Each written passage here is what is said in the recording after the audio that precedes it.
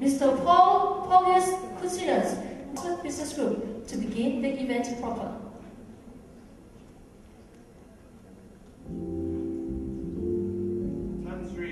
Tan Sri, Dato Sri, Dato Sri, Dato Dato. Honoured guests, members of the media, ladies and gentlemen, good afternoon. As you've just heard, my name is Andrew Jeffries and I'm the Editor-in-Chief at the Oxford Business Group. It's my pleasure to welcome you all here to the Mandarin Oriental for the launch of OBG's The Report Malaysia 2010. Now, as Editor-in-Chief, I have been covering the Malaysian economy for the last 5 years, and I always enjoy coming to visit Kuala Lumpur. Of course, I was particularly pleased to leave England after our football disaster with Germany. But more importantly, the fact that I was leaving a country, indeed a region, with one of the slowest economic growth rates. You come here, Malaysia, where you have one of the highest economic growth rates, is testament to the success of economic policy over the last decade. Now, I'm delighted to see so many people here, and I think this reflects the same message that we're seeing at Oxford Business Group with our subscriber numbers, and that's that international investors are increasingly turning to Asia as the future driver of growth, and Malaysia is well placed to take advantage of this shift. Now, without further ado, as we have a packed programme this afternoon, I would like to introduce Oxford Business Group's Chairman, Mr. Michael Benson-Colby.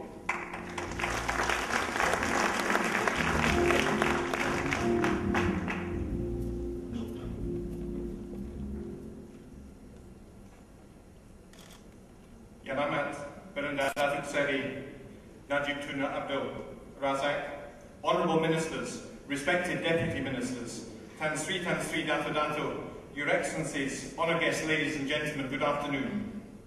I would like to begin by extending my thanks to Gama Benarat Dato Sri Najib for graciously joining us as a patron of this event this afternoon, and to welcome you all to this magnificent ballroom in the heart of KL. It was 4 years and a couple of weeks ago that I stood in this very same ballroom rather nervously at the launch of our first report on Malaysia. In fact, it was our first report on any part of Asia. And if I may say so, Malaysians were quite cautious in your initial reaction to our work. We learned 3 things as we got to know you better. Malaysians have one of the highest levels of self-knowledge of their own country, of any country in the world. It's very hard to tell you something about your own country that you do not already know. Now, secondly, because what we do essentially is to hold up a mirror to a country and reflect the image from that mirror all around the world.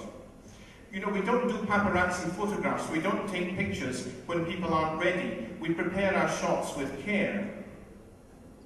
But we do take real photographs and we don't touch them up. And that's the second thing about Malaysians. You don't just accept flattery. You actually want to know the real opinions. You respect real truth. And therefore, flattery is not an easy way to win your respect at all. And the third reason why it might be a bit daunting to work with Malaysians is that with the EPU and with MIDA, you have, if I may say so, one of the most professional and best run investment and development organisations in the entire world. So all these thoughts were going through my mind some 4 years ago when we stood in this same room to talk about the launch of the first report. And I have to say that I permit myself a small moment of satisfaction that some 5 years on, at the launch of this, the 5th report, that so many of you kindly come along today to show interest in the work that Oxford Business Group has done. I'm very grateful to you for that. You know, what we try and do in holding up an image to a country is to engage the brightest and the best people within the country to help us. And for this, we do have a considerable vote of thanks to give to the EPU, to Data Naroya, to the team at MIDA, to the people who have helped us with so much work and insight in terms of the production of this report. And I also owe some thanks to Maybank, our banking and capital markets partner, represented today by Dr. Sari Abdul Wahid Omar, to Russell Bedford, our accounting partners, and to Zyco, our legal partners. And of course to our sponsors, the East Coast Economic Corridor Development Council and Etica. So what we've got as we build up to the launch of the report Malaysia 2010 is in fact one of the largest reports that we have ever produced. Of the 150 or so reports we've done, Malaysia 210 will probably run to just over 300 pages. And we have contributions from many people in this room and many people from other parts of the world. And what we've tried to put together basically is something which all begins with the letter C in terms of the content. Comprehensive but concise, contemporary, colourful and collegiate.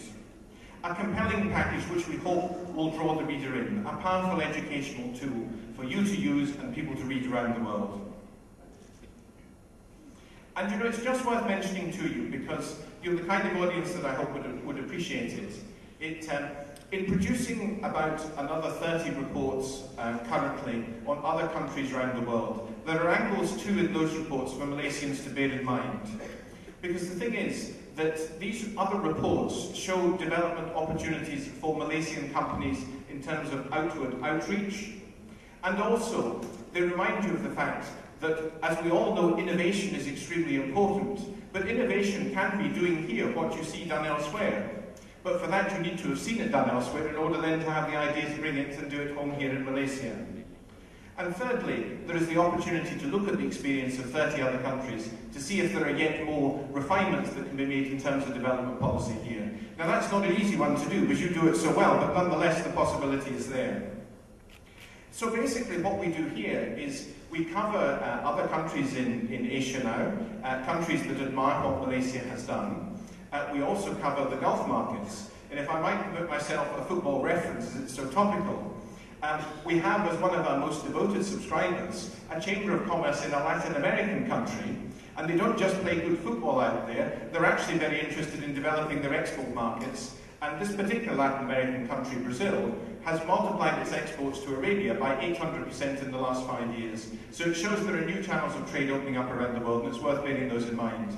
And also when we think of Malaysia's friends in North Africa, there is considerable admiration for the work of Malaysia among the North African countries. And when we go to places like Tunisia, we have people saying, how can we attract companies from the likes of Malaysia over here? You know, they're Islamic people like us, they have a good labour force, well-trained, well-skilled. We would like to offer them our platform for exports at low cost into the European market.